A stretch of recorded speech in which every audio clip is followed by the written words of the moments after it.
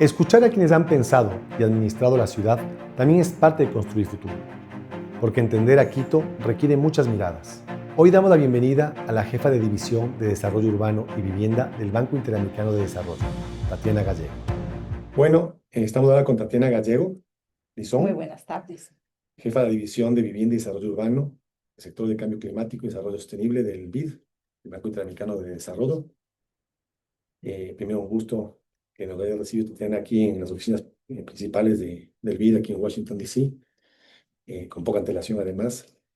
Agradecerte además porque tu conocimiento, tu bagaje en este sector del urbanismo y de la vivienda ha sido muy importante. Has pasado por algunos espacios en el BID, tanto en el Asia como relacionado con temas de agua y de desarrollo urbanístico también, pero sabemos que va a estar enfocada en esa parte de urbanismo y vivienda y es muy importante porque además este enfoque es de Latinoamérica. Entonces, gracias por recibirnos nuevamente en tu casa, tu espacio.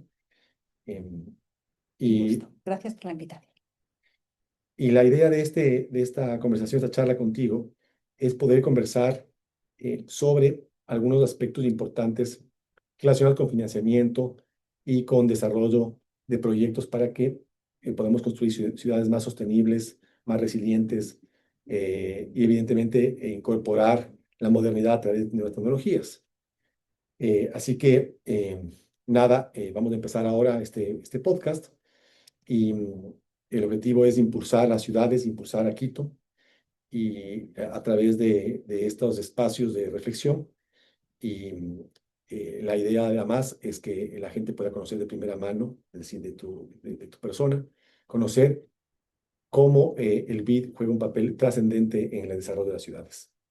Así que por muchos años vine trabajando con temas de déficit habitacional en la región, o sea, en Ecuador y en Latinoamérica es un tema sumamente complejo. Los datos dicen que hace apenas 4 años alrededor del 45% de, de las personas no tenían vivienda, no tenían acceso a vivienda. Y eso de algún modo nos da la, la perspectiva de que hay mucho por hacer. ¿Y cómo ha cambiado esto, crees tú, Tatiana? ¿Crees que ha habido un cambio en estos 4 o 5 años con estos datos? ¿Ha habido un cambio en las ciudades o en los países de cara a ese acceso a vivienda? El, el tema del acceso a vivienda es un tema de largo plazo, pero con el alto nivel, digamos, de concentración de personas viviendo en ciudades en América Latina, que está estimado entre un 81 y un 82% del total de la región, el resolver el tema de la vivienda es crítico. Em, la vivienda es esencial para asegurar la calidad de vida de las personas que viven en nuestras ciudades, pero al mismo tiempo nuestras ciudades son el centro de generación de ideas, de empleo y hasta cierto punto también concentran la mayor parte del PIB de la región. Por ello, el resolver el tema de la vivienda, el asegurar de que tenemos ciudades que son seguras, pero que también son interesantes para que la población, digamos, se desplace y viva en ellas, requiere que resolvamos el tema de la vivienda y también es esencial a la hora de posicionar a nuestras ciudades en la región de forma competitiva vis-a-vis del resto del mundo. Claro. Claro, y además que la vivienda te da certeza, ¿no? Al ciudadano le da certeza, le da seguridad. A la larga, eso es calidad de vida, ¿no? Calidad de vida. ¿Y cuál es el compromiso del BID en ese sentido? O sea, hay un compromiso de financiamiento permanente, de asistencia técnica para desarrollo de proyectos sostenibles. En Quito, por ejemplo, se está desarrollando un proyecto muy interesante en base a infraestructura prefabricada que están apoyando multilaterales y también con el apoyo del sector privado, justamente para abatar los costos y lograr una vivienda que sea segura, que sea cómoda y que sea de acceso para muchísima gente por los precios, ¿no? Los materiales. Sí. No, en el BID, como quizás muchos de nuestros oyentes sepan, tenemos un gran compromiso con el tema de la vivienda. Y el tema de la vivienda lo enfocamos como, digamos, no como un tema puramente de financiamiento, pero de cómo se integra en el tejido de la ciudad.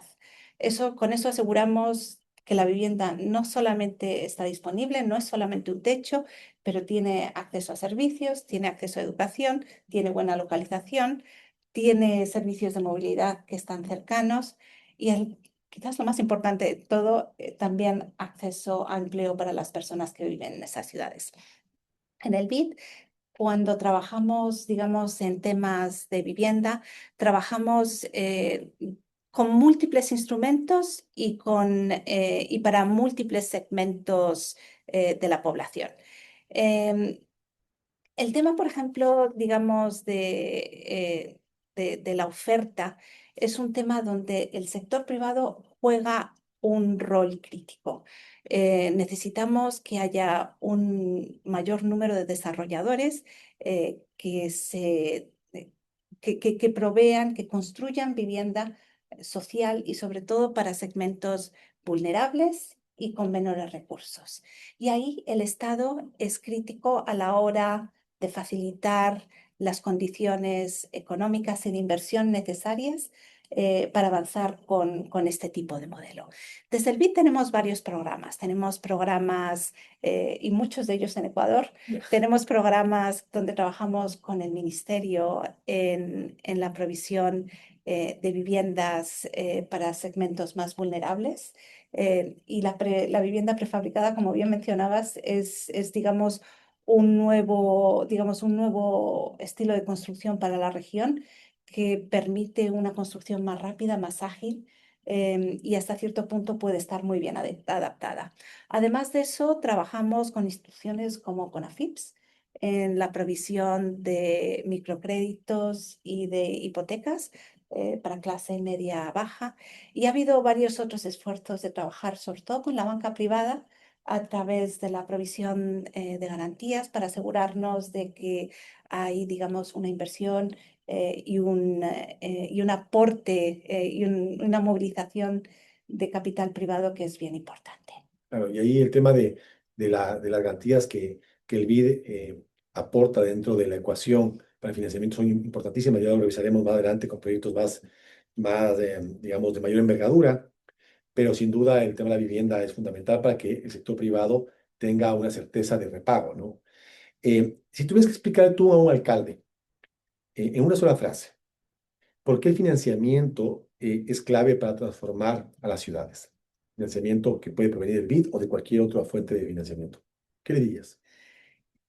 Yo le diría que las ciudades son el motor de crecimiento de la región, que para llegar a implementar una visión de medio y largo plazo, el acceso a financiamiento es esencial para poder implementar dichas inversiones. Y que sin esas inversiones, probablemente el acceso a infraestructura, a servicios y a un nivel de bienestar no se va a poder dar. Claro, y de hecho, yo estuve la semana pasada en el Smart City, en West Palm Beach, y participaron algunos alcaldes, entre esos el alcalde de Atlanta. Y él en su locución, en su participación como panelista, decía justamente que las ciudades son fundamentales por la cercanía al ciudadano, porque además gran parte de las necesidades primarias y secundarias están relacionadas sí o sí con el gobierno local y que son los que más eficiente y eficazmente pueden reaccionar. Entonces, sin duda, el financiamiento, sobre todo para proyectos que requieren muchos recursos y que no tengan un impacto directo inicial con impuestos a ciudadanos, es a través de financiamiento externo que después con el tiempo se puede financiar, ¿no? Con menor impacto al menos. Entonces, claro, el temor de muchos alcaldes es no endeudarse, pero si se endeuda de una manera responsable, planificada, que veremos más adelante el tema de la planificación, cuán importante es para el BID, sin duda eso te permite a ti lograr entender que el desarrollo está en apalancamiento de otras fuentes de mayor de mayor tamaño, ¿no? Y a partir de eso, ¿cuáles son para ti los principales desafíos que enfrenta la ciudad de América Latina de cara justamente a financiar su desarrollo? O sea, ¿cuáles son los mayores problemas que puede tener la ciudad, es decir, el municipio, de cara a ese financiamiento, ese acceso a financiamiento?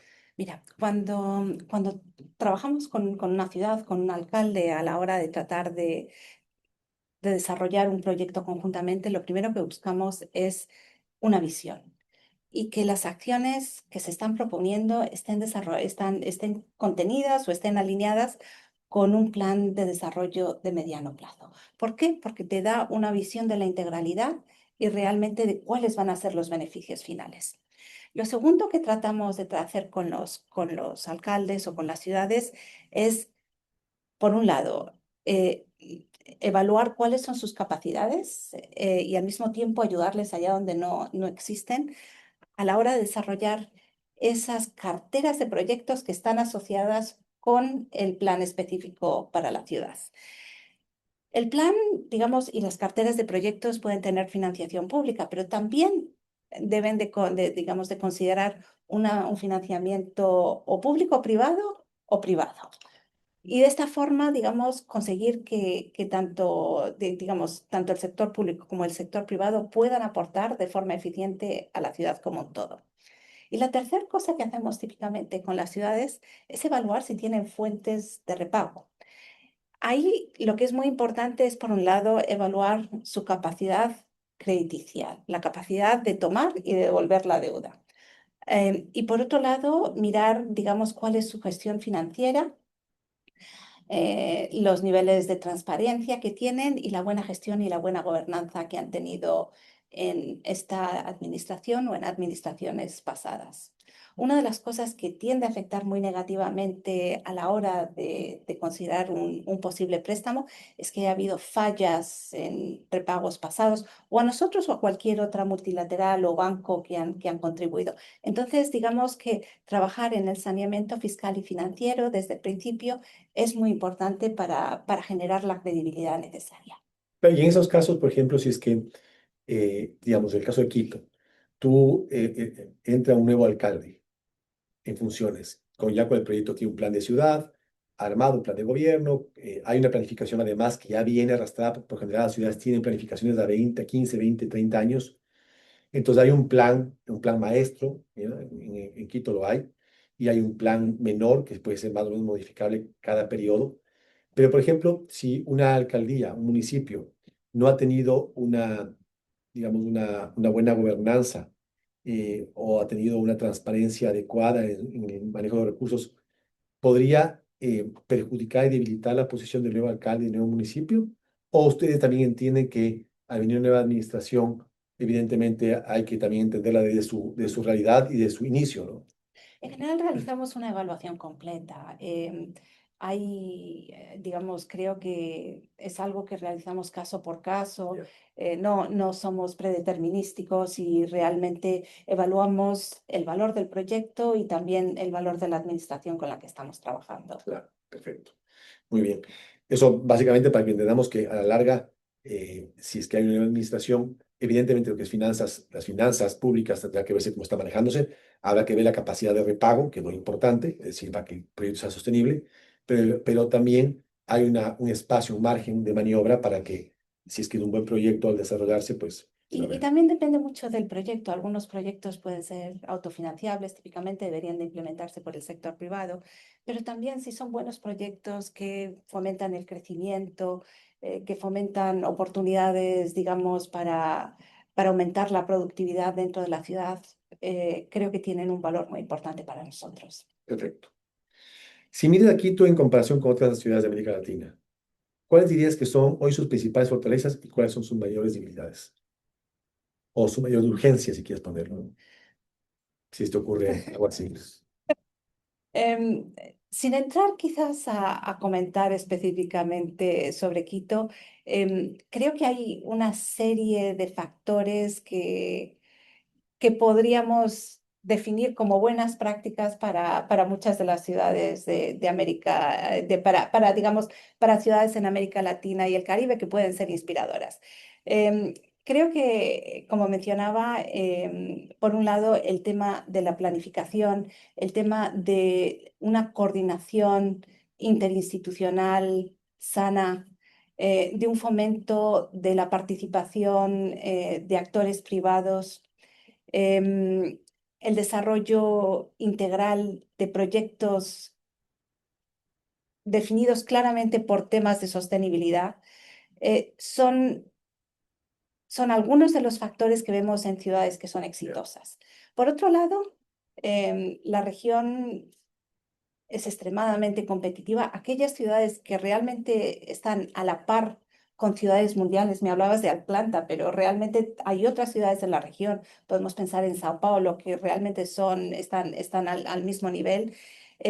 También vemos que un compromiso de largo plazo con temas de inversión en innovación, con temas de data y transparencia y también con temas que atienden a la inclusión y la participación de todos, con vistas a que aquellos ciudadanos más vulnerables no se quedan atrás, han sido acciones muy importantes que han permitido que las ciudades crezcan de forma inclusiva y resiliente. Sí, de hecho, en una entrevista que te contaba antes de empezar el podcast, que tuvimos con Aubi Ituaña, el ex alcalde de Cotacachi, el primer alcalde indígena de Latinoamérica, él estuvo 2 periodos consecutivos y él justamente me contaba en la entrevista que gran parte del éxito con ustedes, con el BID y con otros multilaterales, porque también tuvo con la CAF, fue primero su visión de trabajo por crear espacios reales para participación ciudadana, es decir,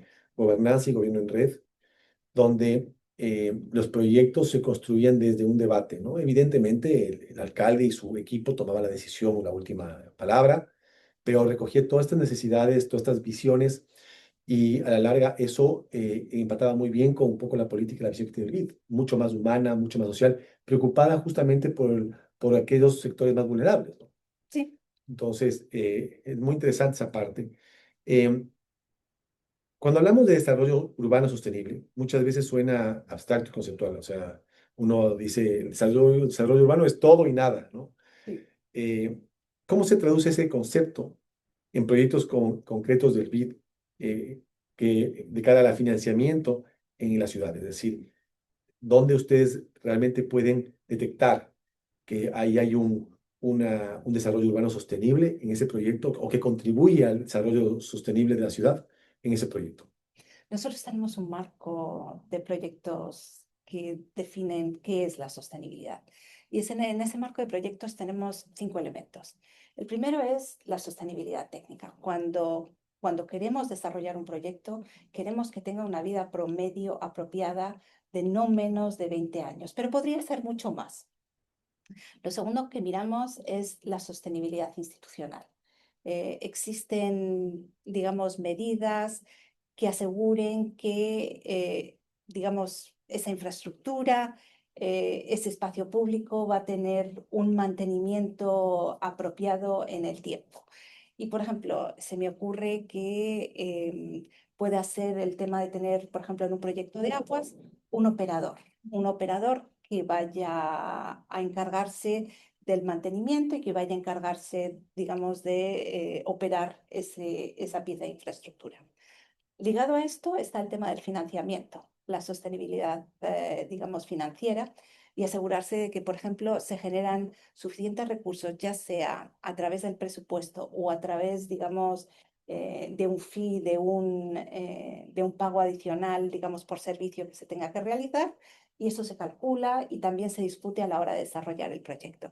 Y luego tenemos la sostenibilidad ambiental y social que también debe realizarse. Queremos asegurarnos de que ninguno de los proyectos que financiamos o en los que participamos puedan tener efectos negativos, eso es parte de nuestras salvaguardas, pero al mismo tiempo queremos asegurarnos también de que tienen beneficios positivos de largo plazo. Y eso puede ir desde la arborización hasta, digamos, una reducción de emisiones a mediano plazo, por ejemplo, de vehículos en la calle. Y el último tema es, digamos, esta sostenibilidad social que viene con una apropiación ciudadana. Claro, y además que esta lógica de sostenibilidad tiene que tener esos componentes porque de hecho es el ecosistema el que funciona. Entonces, evidentemente no habría cómo hacerlo solamente por cumplir una de las especificidades, ¿no? Em, ¿Y qué crees tú que distingue la visión del BID cuando o el enfoque que tiene el BID cuando va a apoyar proyectos que pueden contribuir a la sostenibilidad de la ciudad, eh, que no tengan otras fuentes de financiamiento? ¿Por qué el BID sería un buen partner para las ciudades? Creo que en primer lugar nos vemos como un partner, como bien decías. Creo que digamos, nuestra contribución, nuestra participación, la vemos como una relación genuina de medio a largo plazo, no simplemente una relación de financiamiento. Desde el principio, típicamente trabajamos con la ciudad que se va a volver nuestro cliente, asegurándonos de que las propuestas que estén realizando digamos, y las soluciones que se están proveyendo están ancladas en evidencia. A menudo realizamos investigaciones para asegurarnos de que las recomendaciones que hacemos son apropiadas. Otras veces realizamos estudios que ya sean de prefactibilidad o sean, digamos, de mayor detalle a la hora de realizar los diseños. Lo segundo es que el BID tiene un equipo de expertos fortísimo y además trabajamos de forma, digamos, Coordinada. coordinada, corriente, permanente. Entonces, realmente si surge un problema adicional, podemos tener acceso a expertos, digamos, en casi cualquier materia. Nosotros aquí estamos en ciudades, pero si yo necesito un experto de aguas, lo puedo traer, etcétera, etcétera.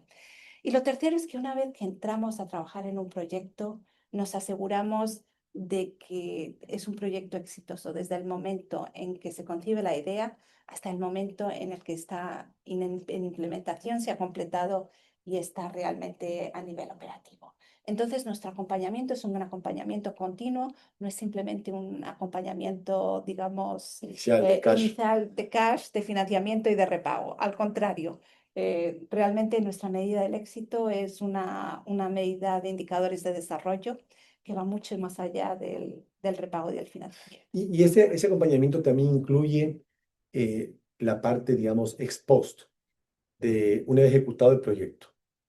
Em, Ustedes hacen una especie como de auditoría para ver cómo va el Correcto. proceso. Correcto. Ya. Entonces, típicamente nosotros al finalizar un proyecto hacemos una evaluación del nivel de éxito que ha tenido. Y ese nivel de éxito está medido contra objetivos que definimos al principio y contra medidas, indicadores de resultado, KPIs, como les llaman, y si se han realizado y se han llevado a cabo o no.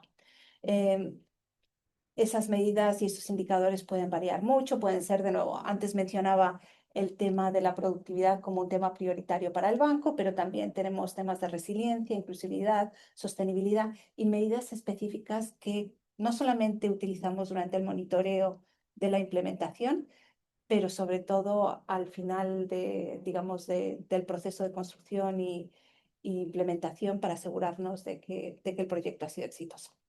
Perfecto. Em, para muchos gobiernos locales, acceder a financiamiento internacional parece lejano, complejo, porque, Ujú. porque se lo ve así, sobre todo en ciudades más pequeñas, ¿no? ¿Cómo es realmente el proceso para que una ciudad, en este caso un gobierno municipal, pueda acceder a esa fuente de financiamiento con el BID en particular? Nosotros tenemos representación en todos los países de la región en los que los países son miembros. La forma más fácil, digamos, de solicitar información, de establecer una relación, es tener un acercamiento con esa oficina de país. Yo personalmente tengo especialistas en casi todos los países de la región y ellos están dispuestos a recibir, a asesorar y acompañar, digamos, la generación de ideas inicialmente y más adelante, obviamente, la preparación de proyectos y también su ejecución y evaluación. Claro. Y de hecho, ustedes, aquí tú decías que algo muy importante, ustedes tienen como miembro del BID a cada estado, a cada gobierno central, digamos, al país. Y en ese escenario, digamos que a la larga, eh, ustedes tienen una relación, solo por ese mero hecho, una relación mucho más estrecha, porque no es simplemente un financiamiento a un tercero, es un financiamiento a alguien que es parte de ustedes, ¿no? Correcto. Y muchas veces eso hace también que, como somos tantos, compitamos con eso, con esa lógica y los recursos son limitados también para el BID. Ustedes, en cuanto a la capacidad de financiamiento para Latinoamérica, les permite dar un espacio, un pedazo de ese pastel de recursos a ciudades pequeñas, o sea, pueden acceder. Nosotros tenemos múltiples ventanillas y múltiples instrumentos. Algunos son apropiados para ciudades pequeñas, otras para ciudades grandes. Allá donde las capacidades técnicas y financieras son incipientes hasta cierto punto, solemos trabajar a través de los gobiernos nacionales en la provisión de un proyecto para una serie de ciudades que están en proceso de desarrollo. Este tipo de proyectos es a través de una garantía soberana y es a través del país y obviamente con el OK del Ministerio de Economía y Finanzas. Allá donde el objetivo es construir autonomía y sostenibilidad, típicamente trabajamos a través de la banca nacional a través de la provisión de recursos que la banca nacional puede después distribuir a través de sus medios y de sus oficinas a ciudades de tamaño medio, pequeño, pero ciudades con mayores capacidades de las que hablábamos al principio. Y recientemente, el año pasado, el banco aprobó para ciudades allá donde se ven altas capacidades, donde hay una capacidad, digamos, de endeudamiento que se puede demostrar y donde hay un interés en poco a poco acercarse a un financiamiento de mercado, abrió una nueva ventanilla subsoberana sin garantía soberana que estamos implementando a nivel de piloto en algunas de las ciudades de la región. El primer proyecto se aprobó el año pasado para Cartagena y estamos trabajando en otras ciudades de la ¿Y región. qué supone ese financiamiento? O sea, ¿cuál es la característica que podría haber ahí, distinta, que sea interesante para efectos de algo? No recibe la garantía soberana. Solamente eso, solamente no recibir eso. Obviamente, aparte de eso, obviamente necesitamos asegurarnos de que hay una capacidad crediticia adecuada. Claro, porque no podrían no pedir la garantía si no hay otra forma Exactamente. de asegurarse el Que hay financiamiento, el una retorno. gobernanza apropiada y que el sujeto de crédito, dependiendo de los países, en algunos países, digamos, pueden endeudarse con entes internacionales como el BID, en otros los gobiernos nacionales no pueden endeudarse con entes extranjeros y por lo tanto no sería posible. Así que hay una serie de evaluaciones que tenemos que llevar a cabo para asegurarnos de que eso ocurre. Lo que es muy importante también es que la intención y el propósito digamos, de estas ciudades sea el transicionar o el mejorar, digamos, sus capacidades para un endeudamiento en mercados comerciales privados, con la intención de que al final la banca comercial también pueda aportar al desarrollo y la inversión en ciudades de la región. Claro. Con emisión de bonos, Eh, a partir del Estado, del gobierno central, o solamente local, ¿cuál sería la forma de atraer ese tipo de inversión? O sea, eh, ¿cómo logras ese financiamiento? O sea, que con el tiempo puedas acceder a otro tipo de financiamiento que no sea... Sí, que podrían ser bonos, podría ser un préstamo con la banca Ah, comercial, ya, podría ser una nota. Hay diferentes ya, modelos que puedan ser ok, apropiados. Bonos podría ser uno de ellos, ya, sí. sí. De hecho, hay un proyecto salió que contamos antes también de iniciar esta entrevista, esta charla, eh, que el BID sacó un proyecto en el 2025 que se llamaba el BID para ciudades y regiones, Es este, que es este, esto, ¿verdad? Es sí. este, ya. Es interesante porque efectivamente, y de hecho el monto que se tiene planificado, la capacidad de financiamiento es importante, ¿no? A nivel Sí, regional. tiene, digamos, es un piloto digamos que nuestro directorio nos dio la oportunidad de poder endeudarnos hasta por 1.000 millones de dólares, pero es hasta 1.000 millones de dólares. Ya. Todo depende realmente Claro, el proyecto del proyecto, del sujeto de crédito claro, y sobre todo del valor que aporte. aporte. Sí.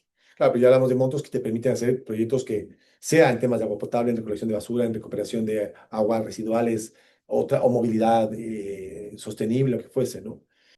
Y para terminar un poco esta parte de acceso a financiamiento, Tatiana, ¿cuáles son los mayores errores que cometen los municipios, por lo general los gobiernos locales, por lo cual no logran acceder a ese financiamiento? Es decir, ¿dónde está el cuello de botella o dónde está el desconocimiento que puede generar que un proyecto que puede tener eh, muchísimo impacto en la ciudadanía fracase en tema de financiamiento como el BID? Creo que lo primero de todo es que el financiamiento se tiene que ver como un medio y no como un fin.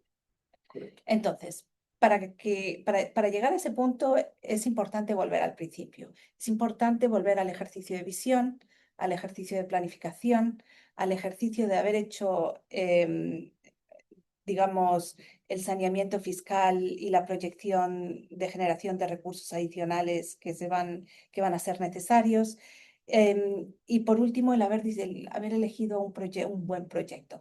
Nosotros necesitamos que nuestros proyectos tengan impacto, que en la medida de lo posible atraigan al sector privado a ser, digamos, un aliado nuestro en el proyecto. Nuestra intención, en la medida de lo posible, es generar confianza. Entonces, si podemos atraer capital privado digamos, en el mismo ejercicio, sería ideal.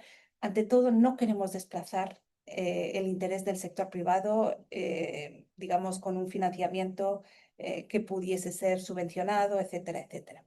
Porque no son competidores. No somos competidores, Correcto. al contrario, creemos que lo que es necesario es atraer, digamos, capital privado para la región para poder expandir, duplicar, triplicar, Claro. digamos, multiplicar por 10 digamos, la inversión para que responda a las necesidades tremendas que tiene la región. Y lo que también trabajamos muchísimo, que me parece que es donde tenemos un valor agregado bastante único, es el hecho de que trabajamos de forma muy cercana con las municipalidades en aumentar, en identificar áreas donde puedan mejorar su eficiencia, reduciendo gastos, y al mismo tiempo trabajamos con las municipalidades también en identificar áreas donde podemos generar recursos adicionales que nos permitan pagar o repagar parcialmente, por lo menos, la deuda que están contrayendo. Claro. Y de hecho, el que ustedes aparezcan, eso es muy importante tener en cuenta, ¿no? Que ustedes aparezcan dentro de la ecuación, como tú decías, como un medio, como una parte del proceso, ¿no? Que es la parte de financiamiento, donde va a haber una asistencia técnica, donde va a haber obviamente una revisión, un acompañamiento, que tú bien explicabas. Esto genera también certezas para la empresa privada.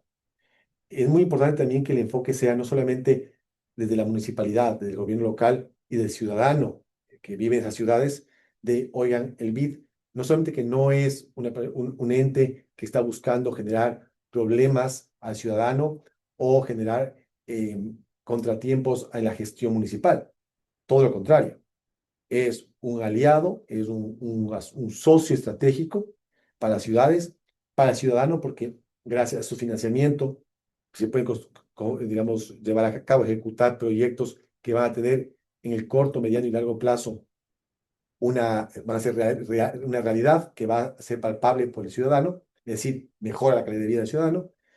Y en el caso del empresario, del sector privado, es también al mismo tiempo una certeza de que lo que se está haciendo bien.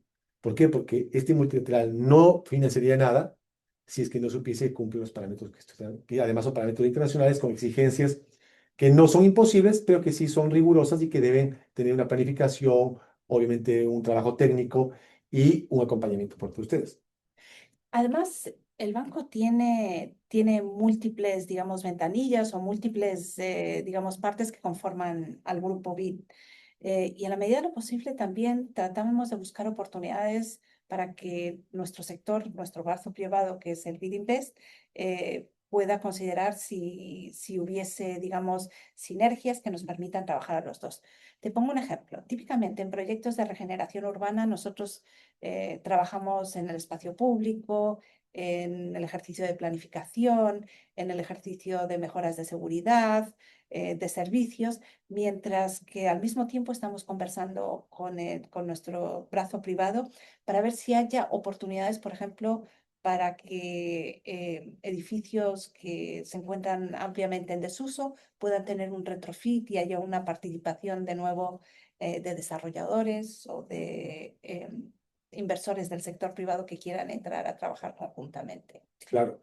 Y de hecho, su brazo privado, digamos, este espacio vital para poder también financiar proyectos al sector privado, nace justamente de esta lógica de nosotros vamos a trabajar con ambas partes y además no ser antagónicos, no están en una posición de diferentes lados de orilla, sino que el que trabajes tú, por ejemplo, en la recuperación, en el caso de Quito tenemos el centro histórico, que es el centro mejor mantenido Sí. de Latinoamérica, no sé si tú has estado ahí, pero es lindísimo el centro histórico nuestro.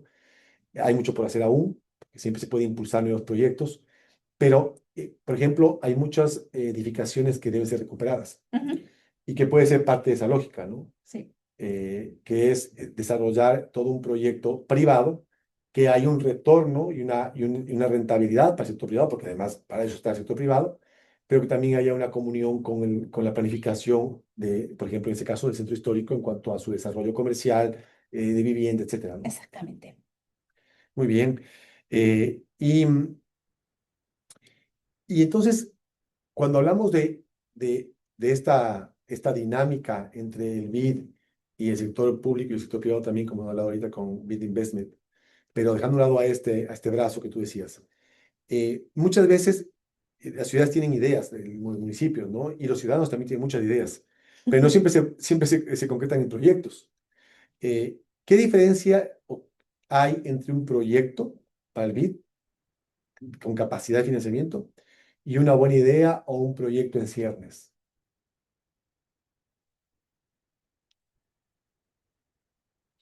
Lo- bueno, creo que, digamos, lo primero de todo es que tiene que haber un cierto nivel de integralidad.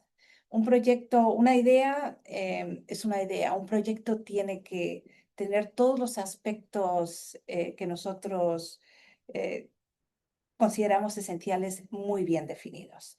Con eso quiero decir, tiene que haber una viabilidad técnica, tiene que haber un análisis económico de costo-beneficio para asegurarnos de que realmente merece la pena. Tiene que haber un análisis de sostenibilidad con los Claro. parámetros que te comentaba anteriormente y al mismo tiempo tenemos que asegurarnos de que, digamos, hay un cumplimiento férreo con nuestras salvaguardas y que nadie, como resultado del proyecto, termina mal parado digamos, sin desventajas, sin haber recibido la compensación necesaria. Claro, y yo te pregunto eso, Tania, porque muchas veces, más allá de que conceptualmente sabemos la diferencia entre un proyecto y una idea, evidentemente, pero muchas veces los proyectos no están del todo bien estructurados y terminan siendo una idea que quiso ser un proyecto, Sí. ¿no? Y muchas veces fracasan ahí y pueden ser muy buenas ideas que podrían haber sido muy buenos proyectos, pero que por no tener todo esto, ¿verdad? Esta viabilidad técnica, viabilidad económica, de esta lógica de priorización, de impacto social, etcétera, pues simplemente no, o al menos que llegue a un punto donde no se llegue a transmitir y a exponer de tal forma en que el BID pueda evidenciar que eso se cumple, ¿no? Pero, digamos, volviendo un poco a nuestra participación, una buena idea podemos ayudar a transformarla en un buen proyecto. Claro. Entonces, y ahí, por un lado, nuestros equipos técnicos están muy, digamos, muy disponibles para guiar, para orientar y realmente para dimensionar también lo que es posible y lo que no es posible de hacer. Y por otro lado, allá donde se necesitan algunos recursos adicionales, el banco en general, donde vemos suficiente madurez y suficiente potencial, tenemos también recursos de cooperación técnica Ya. que nos permiten realizar la prefactibilidad y los estudios adicionales que pudiesen llevar esa buena idea a un buen proyecto allá donde no se haya realizado todavía. Y tú, en esa lógica, tú ves que en América Latina y si hay un caso en Quito que tú quieras abordarlo con toda confianza, o en Ecuador, en la Universidad de Ecuador, tú ves que falta esta, esta humildad eh, administrativa y política de, de, del líder y de los gobiernos locales con sus equipos, de entender que hay buenas prácticas, hay proyectos exitosos en otras ciudades del continente, de la región, que pueden ser vistos y tomados y que muchas veces no se los toma en cuenta y no se extrapola a tu ciudad. Es decir, yo sé que cada ciudad tiene su realidad topográfica, económica, social, todo lo que tú quieras, de idiosincrasia, de cultura, pero si tú ves que hay un proyecto exitoso en el Sucre, en Bolivia, o en La Paz, en Bolivia, o en Lima, en Perú, y sea en movilidad, sea en tratamiento de agua, etcétera, tú has visto que esto, el BID lo usa para poder comentarlo a otras ciudades, otros gobiernos locales, o los gobiernos locales, como te digo, con cierta humildad, miran su mirada hacia esas ciudades y dicen, oye, ¿cómo lo hicieron? Hagámoslo así, trabajémoslo en conjunto, porque es tiempo que pueden ahorrarte, costos que te pueden evitar. Es un tema de economía procesal, administrativa, ¿no? Sí. No, la verdad es que en general tenemos buena recepción y tenemos múltiples avenidas para poder trabajar con los municipios, dependiendo del problema, con técnicos, a veces con alcaldes, a veces con secretarios de Hacienda. Te voy a dar como 2 o 3 ejemplos que creo que pueden ser útiles. Lo primero de todo es que tenemos una red de alcaldes y una red de secretarios de Hacienda que permite un intercambio de experiencias y de par a par que es muy fuerte. Digamos, estas redes tienen unas 250 ciudades de la región, de diversos tamaños, con diversas, digamos, experiencias, y donde las reuniones que se celebran en algunos casos cada 6 meses, en algunos casos cada año, permiten que haya un intercambio genuino y realmente a puerta cerrada, y también una generación de relaciones, de camaradería entre los diferentes funcionarios públicos, que en muchos casos hemos visto que continúa más allá de la conferencia o de la reunión. Claro. Entonces, ese es el primer punto donde creo que funciona muy bien. Lo segundo que nosotros tenemos es, como banco, a veces también somos, digamos, generadores de intercambios, y se puede realizar o a través de un Zoom o a través de un intercambio. Y tenemos bastantes ocasiones en las que hemos llevado a gente de algunos países a visitar, bueno, de algunas ciudades de algunos países a visitar otras ciudades. Antes me hablabas de Quito. Nosotros en Quito trabajamos en proyectos patrimoniales hace bastantes años, hace ya casi 15 años. Nosotros al principio empezamos a llevar a gente a Quito para ver el trabajo que se había realizado con, digamos, con financiamiento del BID. Con el tiempo ha habido bastantes otras ciudades de la región que han empezado a desarrollar sus propios proyectos patrimoniales para los ciudadanos, también para la atracción del turismo. Y, por ejemplo, ahora hemos tenido bastantes intercambios entre, entre las ciudades de Paramaribo, por ejemplo, y Santo Domingo, o Paramaribo y Panamá. Y hemos tenido recientemente la misma conversación con ciudades como San José de Costa Rica. Entonces, esa es la segunda avenida en la que podemos realmente apoyar. Usted propicia eso. Nosotros propiciamos y también, digamos, facilitamos y acompañamos digamos, con nuestros especialistas los intercambios, la generación, digamos, de oportunidades entre ciudades, etcétera, etcétera. Son grupos más pequeños. Los Claro. primeros eran más grandes, estos son más chicos. Porque ustedes identifican ahí el proyecto que podría ser, que Claro. calce más o menos en el desarrollo del proyecto en otra ciudad. Entonces, hemos tenido un acercamiento y después del acercamiento bueno, creemos que hay hay una buena oportunidad de, digamos, de aprendizaje de nuevo entre pares y propiciamos ese intercambio. Y, por ejemplo, en los temas patrimoniales hablamos de aspectos físicos, pero hemos hablado mucho de la gobernanza de un centro histórico, hemos hablado de la preservación, museología, valores culturales, etcétera, etcétera. O sea que digamos que la temática puede ser muy variada. Y el tercer, digamos, quizás la tercera avenida en la que trabajamos realmente compartiendo conocimiento es a través de nuestras publicaciones y nuestras plataformas, que son, digamos, no involucran, digamos, un contacto personal, pero también están disponibles para poder Y aprender. ahí yo les invito a que vean justamente eso, porque este espacio de difusión de ustedes puede servir, como tú dices, una fuente de conocimiento, pero también una fuente de entendimiento También. de lo que vienen haciendo desde la ciudadanía, obviamente una fuente de conocimiento para poder traspolar eventualmente desde la administración pública, ¿no? Tatiana, y ya estamos llegando un poco al finalizar esta charla tan amena, agradeciendo nuevamente por haberme recibido. ¿Cuál sería un mensaje que tú le darías? No estamos concluyendo aún, pero me gustaría, ¿cuál sería un mensaje que tú le darías a un alcalde, a una alcaldesa de una ciudad latinoamericana para que eh,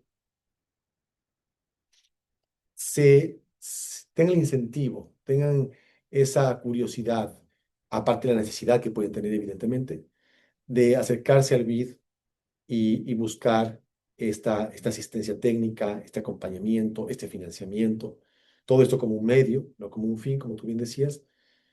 ¿Qué dirías tú a esa persona, a ese alcalde o alcaldesa?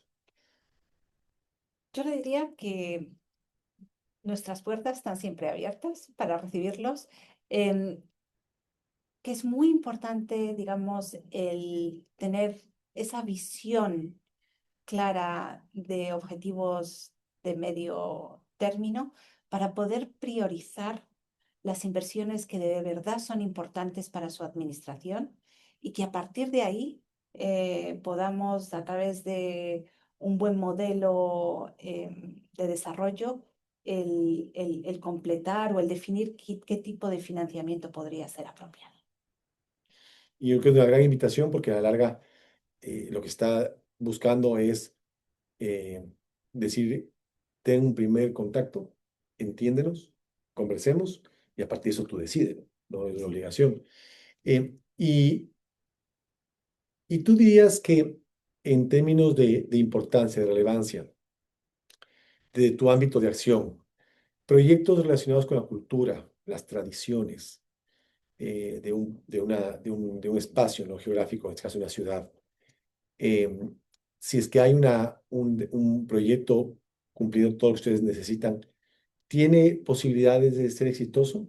Es decir, mucho de lo que se ha perdido en Latinoamérica, en las ciudades latinoamericanas, y he viajado por muchas ciudades de Latinoamérica, igual que bueno, tú seguramente mucho más que yo, pero lo que he visto es que hay ciudades que sí mantienen arraigada su cultura, sus tradiciones, y tú lo ves, y otras que se van dispersando y no tiene nada de malo, no juzgo, simplemente digo, se van perdiendo esto, cuando podría haber una comunión entre la innovación, la modernidad y tus tradiciones. En el caso de Quito hay un tema que para mí es muy simbólico, y hablamos sobre todo del centro histórico, que tú entiendo lo conoces. Fue aparte de que fue el primer centro histórico declarado Patrimonio Cultural de la Humanidad. Pero más allá de ese hecho muy simbólico, y es que el centro histórico, por lo general, en el caso de Quito y en muchísimos centros históricos de otras ciudades, de otros países, eh, es un espacio aglutinador. Es decir, los ciudadanos todos nos sentimos parte de. O sea, porque normalmente, sobre todo en ciudades donde hay bastante inequidad socioeconómica, que pasa mucho en Latinoamérica, tiene sectores de la ciudad que son como unos micro ciudades, ¿no? Con sus propias realidades. Pero algo que he visto en la mayoría de ciudades que he visitado centros históricos, y en Quito no es excepción, es que ese centro histórico es aglutinador, todos nos sentimos parte es donde podemos entrar todos a convivir. Y muchas veces los centros históricos están deteriorados, Ujú. no están cuidados, hablamos de edificaciones, hablamos de museología, hablamos de arte y cultura, y de comercio, que muchas veces el comercio es la mayor fuente digamos, de inestabilidad por temas de inseguridad, sobre todo cuando es comercio informal, Pero claro, si necesita la gente comer y llevar su pan de cada día a su familia, no hay que otra opción. Eso o delinquir. Evidentemente, el espacio público está ahí para ello, ¿no? Pero genera esta distorsión, esta sensación de inseguridad, de caos muchas veces.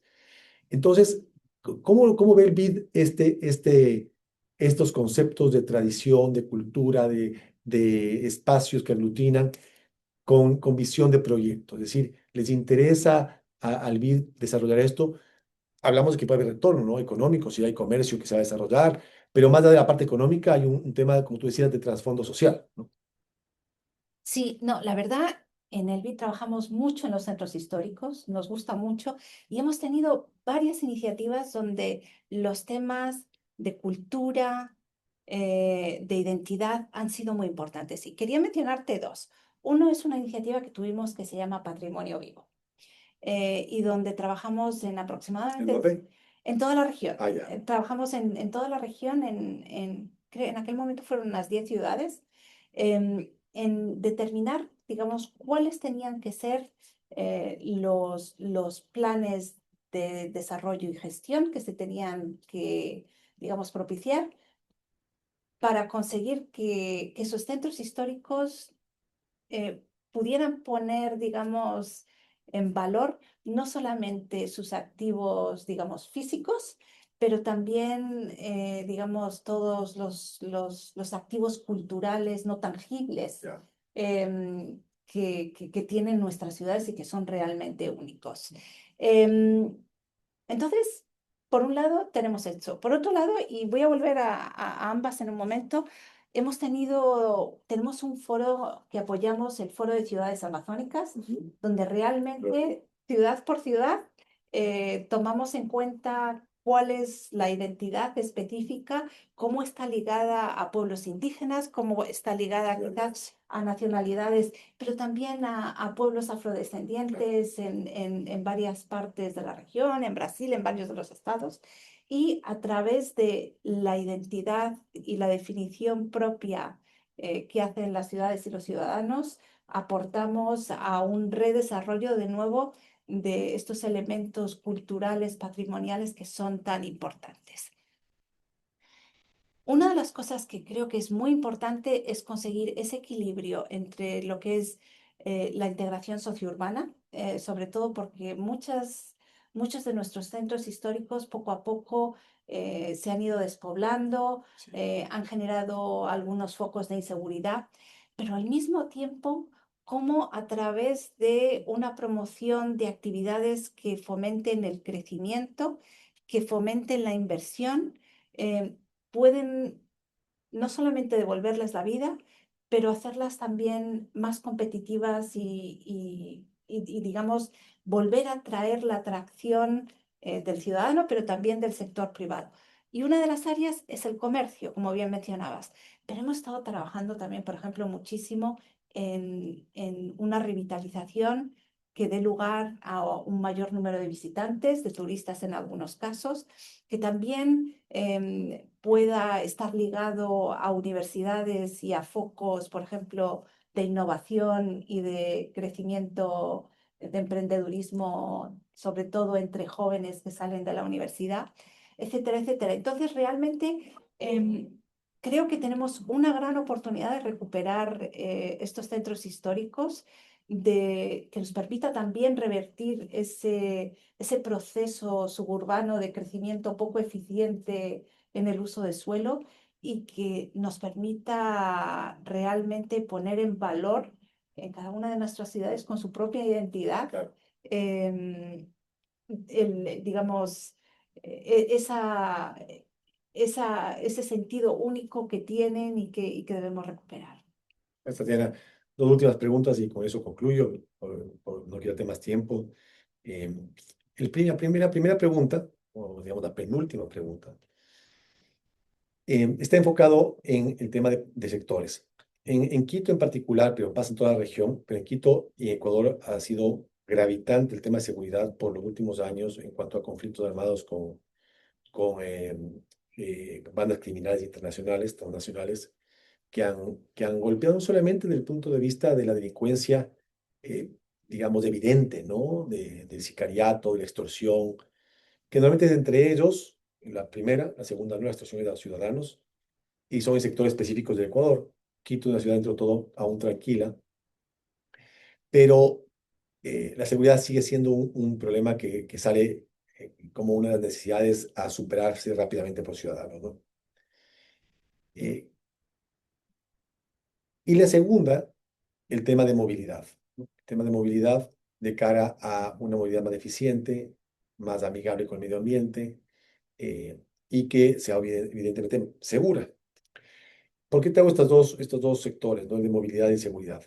Para ustedes, el BID tienen sectores que son muy importantes de tener en cuenta, donde ponen mayor énfasis en sus esfuerzos, tanto técnicos como económicos, eh, y, y que normalmente no vas a ver un retorno económico, o sea, es decir, si va a dotar de cámaras con IA en las ciudades o va a ser toda una inversión como gobierno local o en vehículos para la policía municipal o temas relacionados con seguridad de alarma o de alerta en los barrios. Esos proyectos integrales que pueden costar muchísimo y que eventualmente no hay suficientes recursos en el municipio. ¿Podría el BID entrar en acción? El BID tiene una división de seguridad ciudadana Ya, con la que trabajamos frecuentemente y bueno, típicamente financia proyectos que van desde la expansión de sistemas de seguridad y de monitoreo, como mencionabas, con cámaras, centros de control, pero también a veces se trata de proyectos con policía comunitaria. Entonces, hay ciertas iniciativas que sí que el BID financia muy específicamente. Este tipo de proyectos lo financiamos normalmente en tándem, digamos, dentro del banco, con la experticia de seguridad, con nuestra experticia urbana por otro lado, em, con la intención de que, por ejemplo, estas acciones sean complementadas con acciones proactivas, por ejemplo, de una mejora de las luminarias, de una mejora, digamos, de las condiciones en asentamientos informales, que de por sí puedan generar un ambiente menos inseguro y que no sea necesariamente reactivo. ya. Y en tema de movilidad, hay para mí un factor muy importante que es el apropiarse, el peatón, el ciudadano, apropiarse de las vías, o sea, en este caso de las veredas, evidentemente, no de las vías. Pero claro, siempre hay una dicotomía de qué hace el gobierno local primero. Pone la restricción vehicular, te eleva el costo del parquímetro para que tú lo pienses más veces, te complica el tema de estacionamiento por tiempos y así te obliga a usar el transporte público y a caminar. Pero claro, si tú no soterras los cables, si no tienes veredas adecuadas para gente con problemas de movilidad, si no tienes iluminación permanente en la noche, que es disuasiva porque se empata con el tema de seguridad. Si no tienes eso, el ciudadano quiere moverse en su vehículo.